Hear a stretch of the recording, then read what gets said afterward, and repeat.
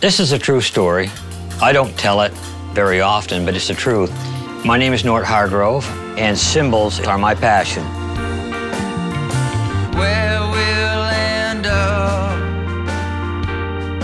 it's 6:45. In 1970, I graduated from high school and didn't have a fucking clue what I was going to do. And after 2 weeks of partying, my father had had enough. And he meets me at the door one night at midnight and gives me a $100 bill and says, "Don't come back until you've got a job." I get on the bus, and this is where I get off. At that time, I just hung out here for a week because it was so interesting. And the manager, W. Way, said, "Well, if you're going to hang out here, you might just as well do something, so sweep the floor." And then Bob Zildjian came along. So he was kind of impressed by me. To make a long story short, I started on the ovens and moved through. The passion aspect is something you can't put in anybody. The passion has to be achieved by the people themselves, by realizing what they're doing. The passion tries to get handed down a little bit by the guys.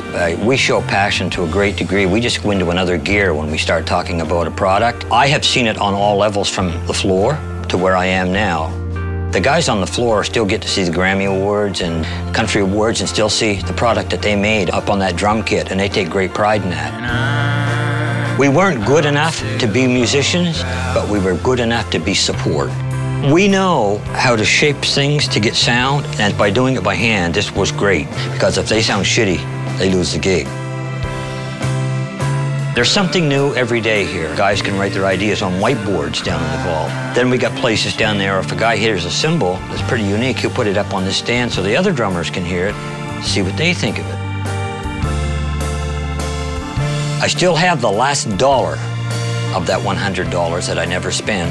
The moral of that story is we get into it because we're proud of it, and we want to make sure at the end of the day that there's something here for the next group of cymbal makers that want to be in here in Meductic.